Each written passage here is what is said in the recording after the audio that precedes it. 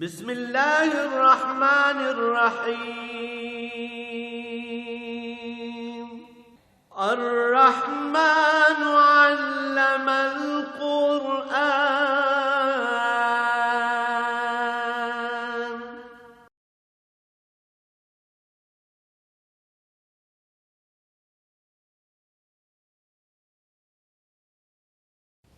الحمد للہ رب العالمین والصلاة والسلام علی حبیبہ محمد وآلہ وصحبہ اجمعین. اعوذ باللہ من الشیطان الرجیم.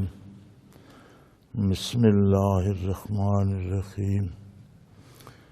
ورفعنا لک ذکرک فإن مع العسر یسرا إن مع العسر یسرا فإذا فرغت فانصب وإلى ربك فارغب.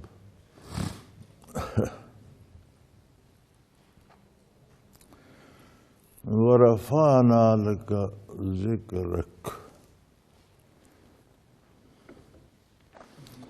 اور ہم نے آپ کا ذکر بلند کر دیا. یعنی ایک وقت وہ تھا، جیسے کل عرض کیا گیا کہ مکہ مکرمہ میں حضور اکرم صلی اللہ علیہ وآلہ وسلم کا نام نامی ڈرتے ہوئے زبان پہ کوئی نہیں لاتا تھا.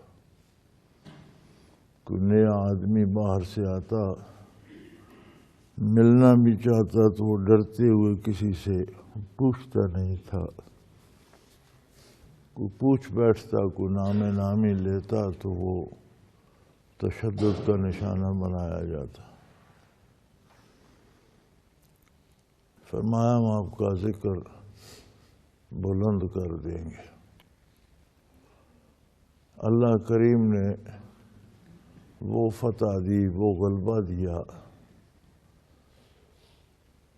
کہ کائنات میں آپ کے نام نامی کو کلمے کا جزو و اسلام میں داخلے کا راستہ بنا دیا. ہر مومن کے ورد زبان کر دیا، نماز کا حصہ بنا دیا کہ ہر عطایات میں صلاۃ و سلام بھی پڑھا جاتا ہے اور درود بھی بھیجا جاتا ہے. اعلیٰ ترین عبادت قرب الہی کا انتہائی قریبی لمحہ نماز ہے. اس میں بھی نام نامی اور ذکر رسول اللہ صلی اللہ علیہ وسلم داخل فرما دیا کہ ہر نمازی ہر 2 رکعت کے بعد ہر عطایات میں صلاۃ و سلام بھی بھیجتا ہے. السلام علیک ایھا النبی، اور درود بھی بھیجتا ہے، تشہد بھی پڑھتا ہے.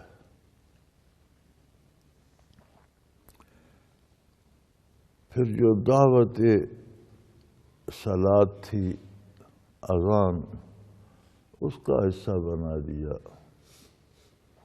ہر مؤذن اشہد ان محمد رسول اللہ کہتا ہے. اذان ایک ایسا کلمہ ہے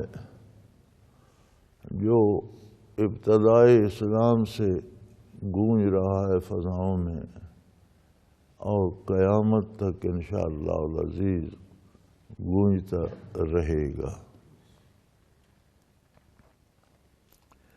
اذان ایک ایسا کلمہ ہے جو کسی لمحے بند نہیں ہوتا. گردش لیل و نہار وقت کو چلاتی رہتی ہے. ایک جگہ نماز کا وقت اذان کا ختم ہوتا ہے، اسی لمحے اس سے اگلی جگہ شروع ہو جاتا ہے. وہاں کی اذان ختم ہوتی ہے تو اس لمحے زمین پر اس سے اگلے علاقے میں شروع ہو جاتا ہے. تو یوں روئے زمین کے گردا گرد اللہ کی عظمت کا اعلان جہاں جہاں ہوتا ہے، ساتھ آپ صلی اللہ علیہ وسلم کی رسالت کا اعلان گونجتا رہتا ہے۔ وَرَفَعْنَا لَكَ ذِكْرَكَ۔ مولانا احمد رضا خان بریلوی صاحب نے بہت خوبصورت شعر اس پہ کہا ہے کہ وَرَفَعْنَا لَكَ ذِكْرَكَ کا ہے سایہ تجھ پر، وَرَفَعْنَا لَكَ ذِكْرَكَ کا ہے سایہ تجھ پر، ذکر اونچا ہے تیرا، بول ہے بالا تیرا۔ ارشاد فرمایا کہ وہ غلبہ نصیب ہوگا کہ کائنات میں اللہ کے نام نامی کے ساتھ آپ کا ذکر خیر فضاؤں میں گونجتا رہے گا۔ کوئی چاہے نہ چاہے، کفر کوشش کرتا رہے، ظلمتیں زور لگاتی رہیں، بگڑا ہوا معاشرہ کوئی بھی کوشش کرتا رہے، آپ کے ذکر کو کوئی روک نہیں سکے گا۔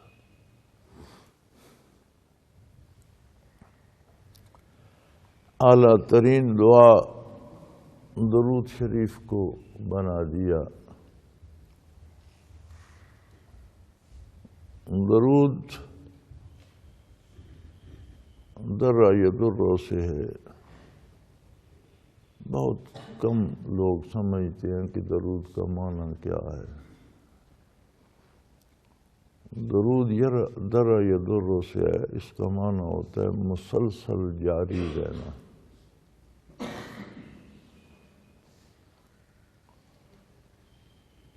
نہ رکنے والی چیز، ہمیشہ جاری رہنے والی شے۔ تو ان اللہ و ملائکتہ یصلون علی النبی، اللہ کریم مسلسل رحمت نازل فرماتے رہتے ہیں۔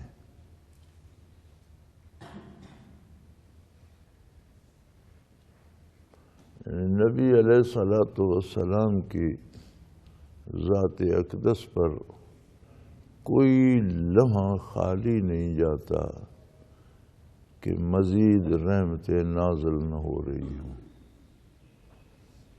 اللہ کریم کا درود کیا ہے؟ فرشتوں کا درود، انسانوں کا درود اللہ سے دعا ہے، اے اللہ نبی علیہ الصلوۃ والسلام پر بے پناہ رحمتیں نازل فرما۔ لیکن فرمایا ان اللہ بھی درود بھیجتا ہے۔ اللہ جل شانہ کا درود کیا ہے؟ اللہ کریم اب کسی سے مانگیں گے تو نہیں، اللہ کریم کا درود یہ ہے کہ ہر لمحہ ہر آن نئی رحمتیں نازل ہوتی رہتی ہیں۔ وملائکتہ، اس کے سارے فرشتے۔ اب فرشتے کتنے ہیں، کہاں کہاں ہیں؟ آسمانوں میں، زمینوں میں، فضاؤں میں، پانیوں میں، خشکی پر، پہاڑوں میں، کہاں کہاں ہیں؟ لا یعلم جنود ربک الا ہو، اللہ کریم کے علاوہ انہیں کوئی گن نہیں سکتا۔ وہ بھی درود بھیجتے ہیں۔ انسان تو غافل ہو جاتا ہے، لیکن فرشتوں میں نفس نہیں ہے، بھوک پیاس نہیں ہے، نیند نہیں ہے، جتنی چیزیں نفس کے ساتھ متعلق ہیں وہ نہیں ہیں۔ وہ ہمہ وقت کام میں لگے رہتے ہیں، لا یعصون اللہ ویفعلون ما یؤمرون، کبھی اللہ کی نافرمانی نہیں کرتے، جو حکم ہوتا ہے وہ کام مسلسل کرتے رہتے ہیں۔ اس کا مطلب ہے کہ ہر لمحہ ہر آن درود بھیجتے رہتے ہیں، ہر لمحہ ہر فرشتہ یہ دعا بھی ساتھ کرتا رہتا ہے۔ اس کی گواہی اللہ کریم دے رہے ہیں، ان کے فرائض میں سے ہے، ان کے ذمے ہے۔ ہر خوش نصیب انسان، ہر وہ بندہ جسے اللہ کی معرفت کا کوئی ذرا نصیب ہے، جسے کلمہ طیبہ نصیب ہے، وہ خطا کار ہے، غافل ہے، جیسا بھی ہے، لیکن جب کبھی توفیق صلات ہوتی ہے تو اس میں درود بھی ضرور ہے۔ اور خوش نصیب ہیں وہ جو اس کے علاوہ بھی درود بھیجتے رہتے ہیں۔ ہمارے ہاں ایک بڑا رواج ہے، ہر بندہ فطری اور قدرتی طریقے سے کسی کام کے کرنے کا انتظار نہیں کرتا۔ ہر بندہ شارٹ کٹ، جسے انگریزی میں کہتے ہیں، مختصر ترین راستہ ڈھونڈتا ہے، فوراً کام ہو جائے، یہ کام بھی ہو جائے، وہ بھی ہو جائے، دنیا بھی مل جائے، آخرت بھی مل جائے، کرنا کچھ نہ پڑے۔ تو یہ جتنے وظیفے تلاش کیے جاتے ہیں، اگر سب سے بہترین وظیفہ کسی کو چاہیے تو وہ نبی کریم صلی اللہ علیہ وسلم نے ارشاد فرمایا۔ صحابی بہت وظائف پڑھا کرتا تھا، بارگاہ نبوی میں اس کی بات ہوئی تو حضور نے استغفار فرمایا کہ کتنا کیا کیا وظیفہ پڑھا کرتے ہو؟ تو انہوں نے عرض کی، یا رسول اللہ اتنی دیر تلاوت کرتا ہوں، اتنی تسبیحات پڑھتا ہوں، اتنی دیر درود شریف پڑھتا ہوں۔ 3-4 چیزیں بتائیں، تو اس میں چوتھا حصہ درود شریف کا تھا۔ تو آپ صلی اللہ علیہ وسلم نے فرمایا درود شریف زیادہ کر لو۔ تو اس کی، یا رسول اللہ جتنا وقت میں نے 24 گھنٹوں میں وظائف کے لیے رکھا، اس میں چوتھا حصہ تو درود شریف کا ہے، تو آدھا وقت درود شریف پڑھ لوں، آدھا وقت دوسرے وظیفے کو دے دوں۔ فرمایا اور زیادہ کر لو۔ یا رسول اللہ میں 3 حصے وقت درود شریف کو دے دوں اور 1 حصہ باقی وظائف کو۔ فرمایا چاہو تو اور زیادہ کر لو۔ یا رسول اللہ میں سارا وقت درود شریف ہی پڑھتا رہوں۔ فرمایا اگر ایسا کرو گے تو دنیا و آخرت کی ہر مشکل کا حل ہے۔ اگر تم درود شریف ہی کو مستقل وظیفہ بنا لو تو دنیا اور آخرت دونوں جہانوں کے کسی کام کے لیے کسی اور وظیفے کی ضرورت باقی نہیں رہتی۔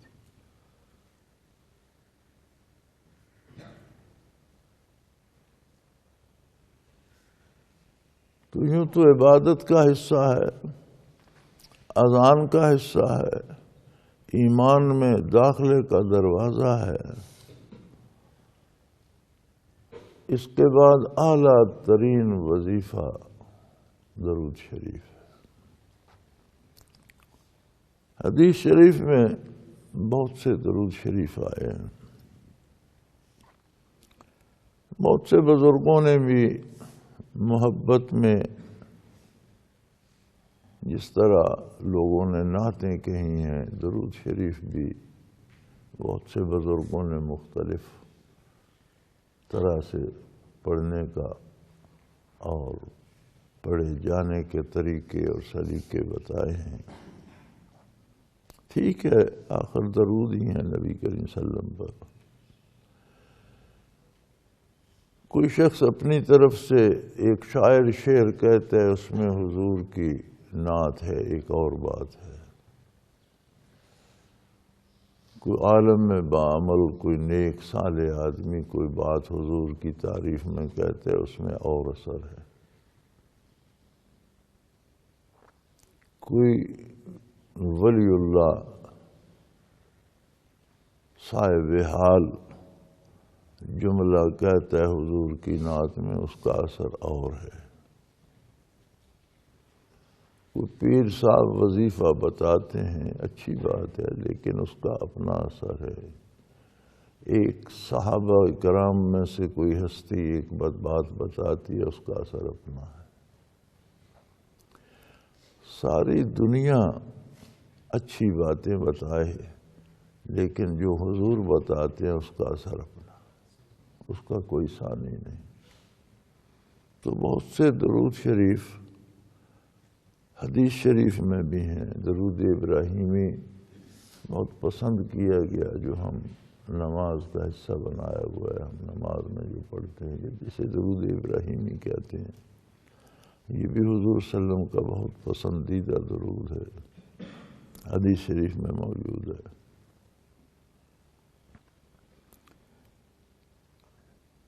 آپ صلی اللہ علیہ وسلم کا ارشاد ہے، جس کا مفہوم یہ ہے کہ یہ درود اللہم صلی علی محمد النبی الامی وآلہ وصحبہ وبارک وسلم، فرمایا جتنے درود شریف ہیں سب کا بہت بڑا اجر ہے، بہت بڑا ثواب ہے، بہت بڑا انعام ہے، لیکن یہ درود مختصر سا ہے، اس کا جو اجر ہے اس کا کوئی پیمانہ نہیں ہے۔ یہ اللہ کی عطا پہ منحصر ہے، یہ ناپا نہیں جا سکتا، یہ پیمانوں سے اوزان سے اس کا اندازہ نہیں ہو سکتا، یہ سب سے بڑھ کر ہے۔ تو احباب کو ہوتا ہے خیال، درود شریف پڑھتے ہیں، پھر بہت سے مشہور درود شریف ہیں، ان کے بڑے فضائل لکھے جاتے ہیں، لوگ بطور وظیفہ پڑھتے ہیں، اچھی بات ہے، لیکن جو حضور نے ارشاد فرمایا اس کی مثال، اس کا ثانی کوئی نہیں ہو سکتا۔ اور بڑا اچھا ہے کہ سارے وظیفوں کا جامع وظیفہ درود شریف پڑھا جائے، زیادہ سے زیادہ پڑھا جائے۔ بیمار کی شفا کے لیے کافی ہے، ضرورت مند کی، حاجت مند کی حاجت روائی کے لیے کافی ہے، ہدایت کے لیے کافی ہے، دین پر قائم رکھنے کے لیے کافی ہے۔ موت ما بعد الموت، برزخ اور قیامت کے لمحات کی مشکلات کا علاج ہے، اللہ کے حضور سرخرو ہونے کے لیے کافی ہے، دونوں جہانوں کی مصیبتوں کا علاج ہے۔ جسے شوق ہے وہ ضرور پڑھے، زیادہ سے زیادہ پڑھے، تمام وظائف کا جامع وظیفہ ہے۔ اور اس ارشاد باری کی ترجمانی ہے وَرَفَعْنَا لَكَ ذِكْرَكَ، ہم نے آپ کا ذکر خیر بلند کر دیا۔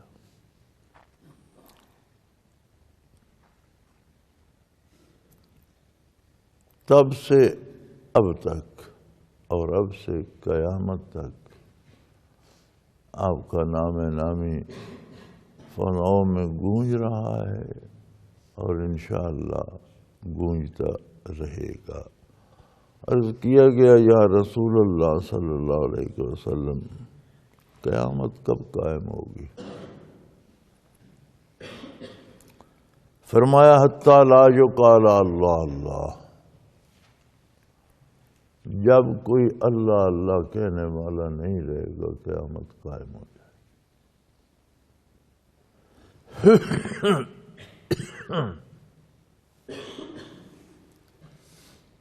تو جب تک کوئی اللہ اللہ کہنے والا ہے تب تک درود شریف جاری ہے۔ جب یہ زمزمیں رک جائیں گے کائنات کی نبضیں رک جائیں گی، قیامت قائم ہو جائے گی۔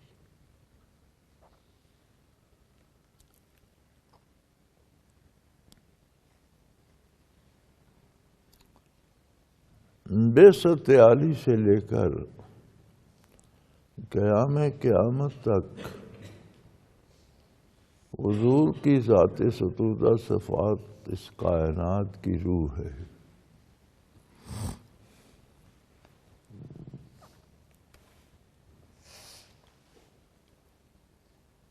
شب معراج نبی کریم صلی اللہ علیہ وآلہ وسلم معراج پر تشریف لے گئے۔ جہاں اللہ نے چاہا وہاں تشریف لے کے جو اللہ نے چاہا وہ دکھایا، آپ نے دیکھا۔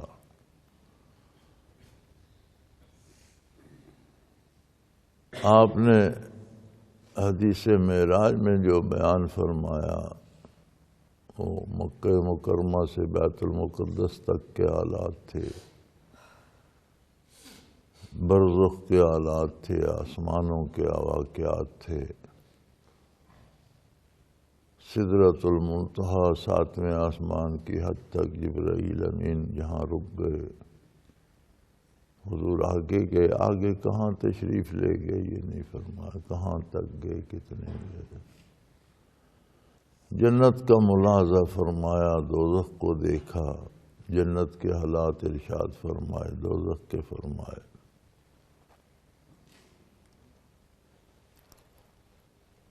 علماء حق فرماتے ہیں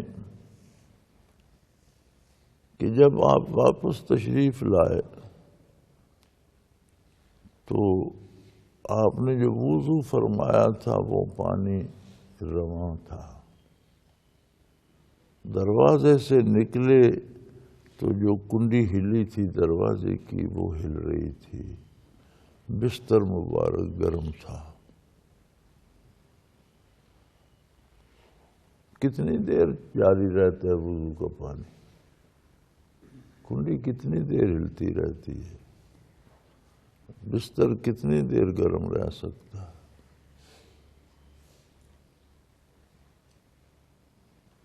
جب حضور تشریف لے گئے کائنات کا نظام رک گیا، جہاں تھا سب کچھ وہیں رک گئے۔ علماء کے مطابق اس سارے سفر کا عرصہ کچھ اندازاً 23 برس ارشاد فرمایا گیا۔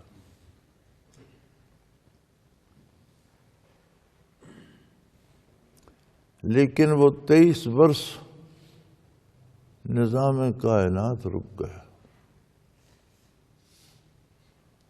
واپس زمین پر قدم عالی رکھا تو نظام پھر چل پڑا۔ وضو کا پانی جہاں تھا رک گیا، کنڈی حرکت جس جگہ تھی رک گئی، جو کیفیت جہاں تھی وہاں رک گئی۔ گویا کائنات کی روح حضور کی ذات اقدس تھی۔ جہاں بدن سے روح جدا ہوتی ہے، جو حرکت یہاں وہ رک جاتی، واپس تشریف لائے تو وہ چل پڑی۔ تو گویا ذکر خیر کائنات کی اگر کائنات ایک جسم ہے تو اس میں روح ہے. جب یہ بند ہوگا تو قیامت قائم ہو جائے گی، پھر کائنات نہیں رہے گی. تو فرمایا ورفعنا لک ذکرک، ہم نے آپ کے ذکر، جسے کفر دبانا چاہتا تھا. آج بھی کفر کی ساری کوشش ہے کہ اس کو ختم کیا جائے. دیکھیں کفر کے حربے ہیں اور عجیب و غریب حربے ہیں.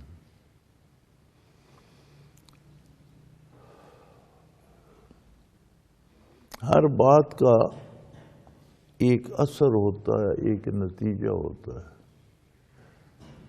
جو بات بے نتیجہ ہو جائے اسے کوئی وقت نہیں دی جاتی. جو بات کرنے کا کوئی نتیجہ نہ ہو، جس کام کرنے کا کچھ حاصل نہ ہو، اسے فضول لا یعنی بے مقصد قرار دیا جاتا. اسی طرح اسلام کا، کلمہ کا، درود کا ایک نتیجہ ہے.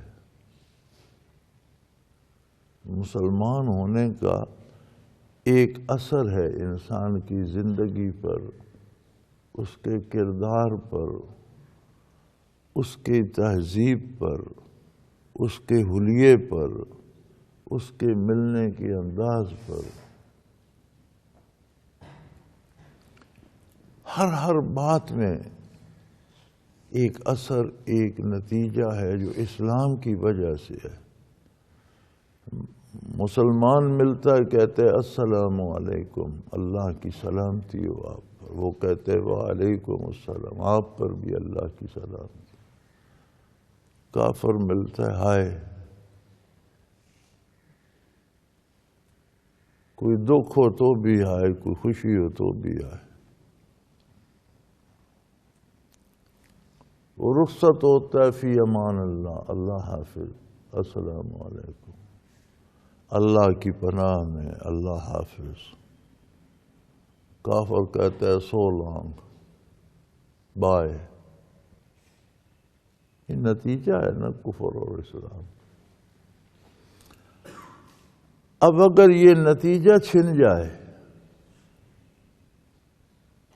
تو اسلام تو بے مقصد ہو گیا. تو اس عہد میں اس زمانے میں لوگ کلمہ پڑھنے سے روکتے تھے. اب یہ نیا حربہ ہے کفر کا کہ یار کلمہ پڑھتے رہو، اذانیں دیتے رہو، مسجدیں بناتے رہو. کہیں کسی کافر ریاست میں، کسی کافر ملک میں، یورپ میں، امریکہ میں، افریقہ میں، چین میں، جاپان میں کہیں کو اذان دینے سے روکتا ہے؟ کوئی نماز پڑھنے سے روکتا ہے؟ کوئی روزہ رکھنے سے روکتا ہے؟ نہیں. یہ کرتے، اس کا جو نتیجہ کردار میں آتا ہے وہ نہیں ہونا چاہیے. مسلمانوں جیسی شکل نہ بناؤ. لباس غیر اسلامی ہونا چاہیے، میل جول غیر اسلامی ہونا چاہیے، لین دین غیر اسلامی، سودی نظام، سود کھاؤ، حرام کھاؤ، رشوت کھاؤ.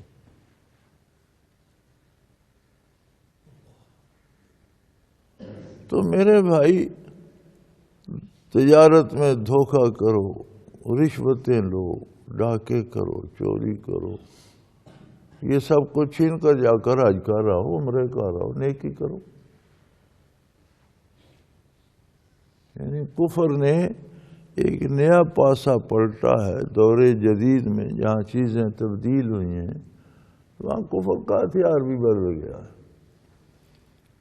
اس نے دیکھا کہ یہ 15ویں صدی ہجری آ گئی ہے، 1500 سے 1500 سال میں ان سے ہم کلمہ تو نہیں چھڑوا سکے، نمازیں بھی نہیں چھڑوا سکے، حج عمرے بھی نہیں چھڑوا سکے. تو پھر ان کا جو نتیجہ ہے کم از کم وہ تو ختم کرا دیا جائے. کلمہ پڑھتا رہے جھوٹ بولتا رہے، کلمہ پڑھتا رہے حرام کھاتا رہے، کلمہ پڑھتا رہے اس کا حلیہ ہمارے جیسا ہو۔ تو اب ساری دنیا پہ کفر کا زور یہی ہے نا۔ اب اگر اس نے مسلمان بچیوں کی بغلوں میں بھی کتے دے دیے، مسلمان نوجوانوں کے حلیے بھی کافروں جیسے کر دیے، ان کی سوچ کافرانہ کر دی، ان کا کھانا پینا حرام کر دیا، ان کے کاروبار میں لین دین میں سود ڈال دیا، تو نتائج تو سارے وہ ہیں جو کفر کے ہوتے ہیں۔ تو اسلام کہاں گیا؟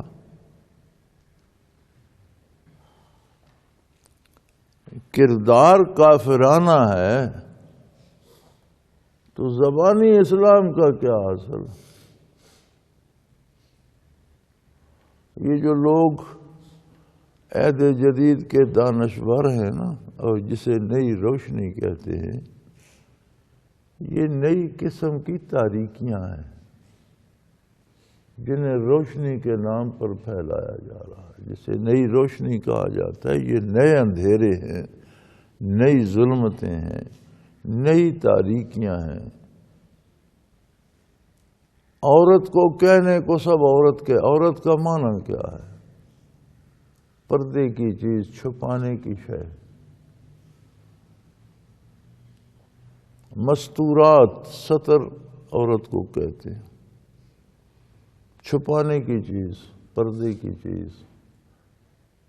وہ جب وہ یہاں ہو گئی تو عورت کہاں رہی؟ مرد تو بن نہیں سکتی، عورت رہی نہیں، پتہ نہیں کون سی جنس بن گئی۔ تو اس نے کہا یہ کلمہ تو نہیں چھوڑیں گے، جو کلمے کا نتیجہ ہے وہ نہیں ہونا چاہیے، پھر کلمے کا کیا فائدہ؟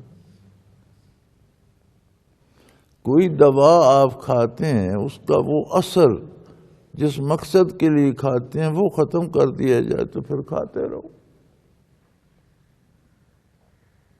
ایک دوا درد ٹھیک کرنے کی ہے، اس سے وہ اثر نکال دو، کھاتے رہو، درد بھی ہوتا رہے، پھر کیا فائدہ؟ تو اب کفر کا زور ہے کہ کلمے کا، ایمان کا، اسلام کا جو نتیجہ عملی زندگی پر ہے وہ ختم کر دیا۔ داڑھی رکھے گا تو دہشت گرد ہو جائے گا، عربی بولے گا تو دہشت گرد ہو جائے گا، عربی پڑھے گا تو دہشت گرد ہو جائے گا، عربی پڑھائے گا تو دہشت گرد ہو جائے گا۔ دینی مدرسے دہشت گردی کا گڑھ ہے۔ مساجد میں نفرتیں پھیلائی جاتی ہیں۔ خدا کے بندے، مساجد تو اللہ کا گھر ہے، ان المساجد للہ، تو اللہ کے بندوں میں محبت تقسیم کرنے کے مراکز ہیں۔ لیکن کیا مساجد میں زہر کو بھی کند کہا جائے؟ زہر کو تو زہر کہا جائے گا۔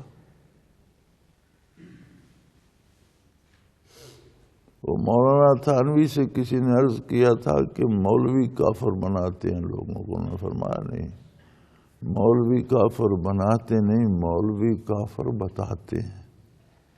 کافر تو وہ خود ہوتے ہیں، مولوی نشاندہی کرتا ہے، بتاتا ہے کہ یہ کافر ہے، بناتا نہیں ہے۔ مولوی تو مسلمان بناتا۔ تو مساجد میں تو محبت کا درس دیا جاتا ہے، لیکن نفرت پر محبت کا غلاف نہیں چڑھایا جاتا۔ برائی کو نیکی نہیں کہا جا سکتا۔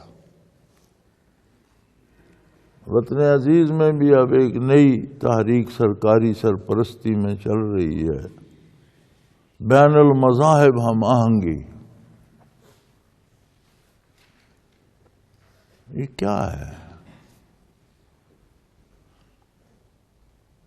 پانی، شراب، دودھ، پیشاب سب میں ہم آہنگی ہو جائے، سب کو ملا دو، سب پیتے رہو۔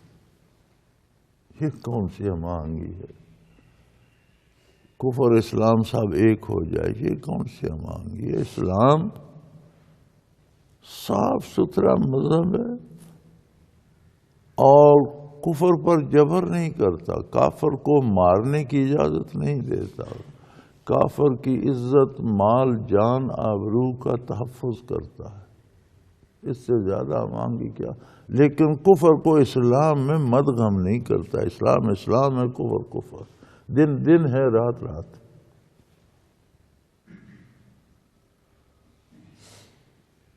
اب اس سے آگے بڑھ گئے جی نہیں، لوٹ مار ہوتی رہے، رشوتیں کھاتے رہو، جھوٹ بولتے رہو، عقائد کی نشان سب ایک ہیں، بس سب کا اللہ ایک ہے۔ وہ اللہ تو سب کا ایک ہے، کوئی اللہ کا بھی تو ہو۔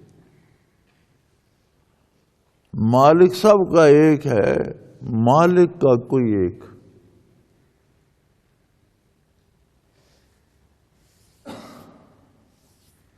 خیر، اللہ مالک ہے۔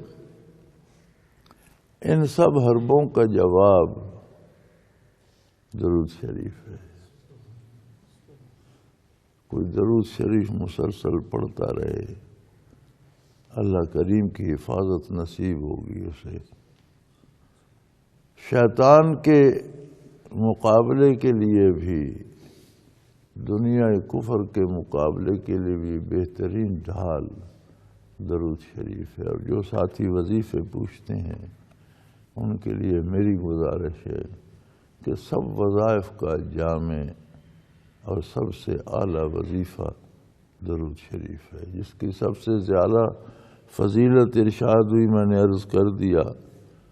کوئی بھی درود پڑھتے رہو، درود درود ہی ہے، اور اس کی برکات لامنتہا ہیں، بہت زیادہ ہیں۔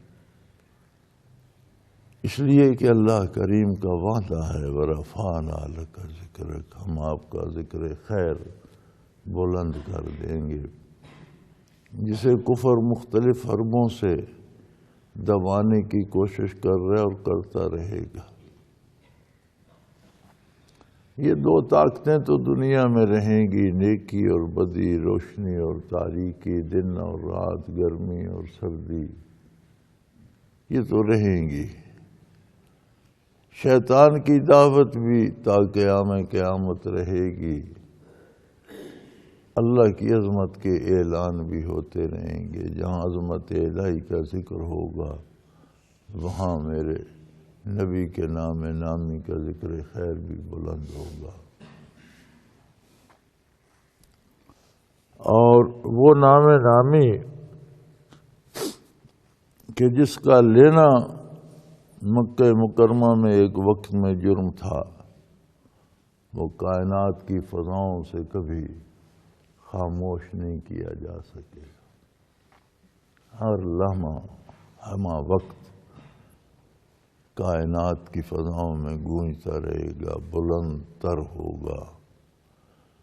دنیا میں کبھی داناؤں کی، حکماء کی، اہل علم کی، مصلحین کی، مشاہیر عالم کی، فاتحین عالم کی، کامیاب ترین انسانوں کی کوئی فہرست بنے گی تو نام نامی پہلا نام ہوگا۔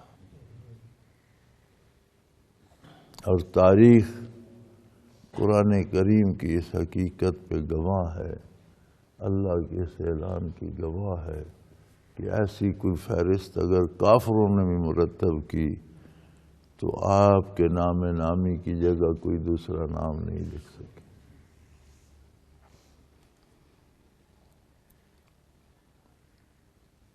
تو بات وہی ہے کہ وَرَفَعْنَا لَكَ ذِكْرَكَ کا ہے سایہ تجھ پر، ذکر اونچا ہے تیرا، بول ہے بالا تیرا۔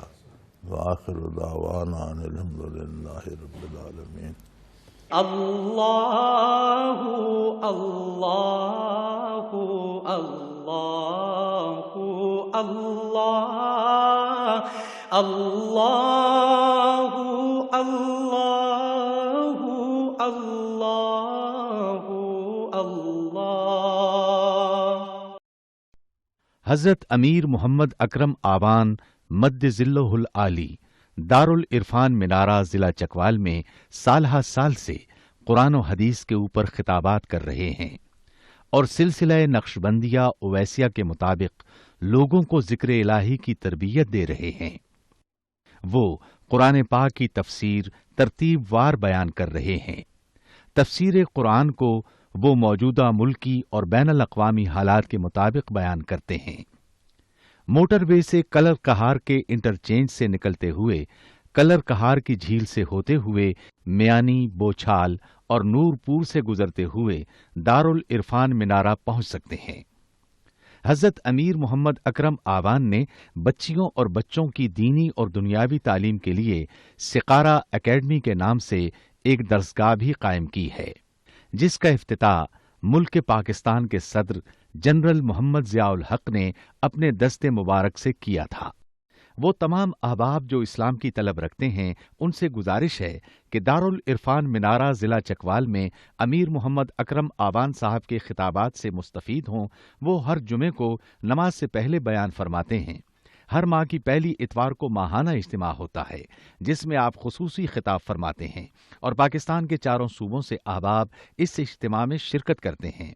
اس کے علاوہ یہاں سال میں 2 مرکزی اجتماعات بھی ہوتے ہیں، ایک رمضان المبارک میں اعتکاف کا اجتماع اور دوسرا جولائی اور اگست میں 40 دن کا اجتماع ہوتا ہے جس میں روحانی تربیت کی جاتی ہے۔ اپنا خون سیماب دے کر اتنا ہم کر جائیں گے، نام آقا کا چمن میں پھر رقم کر جائیں گے۔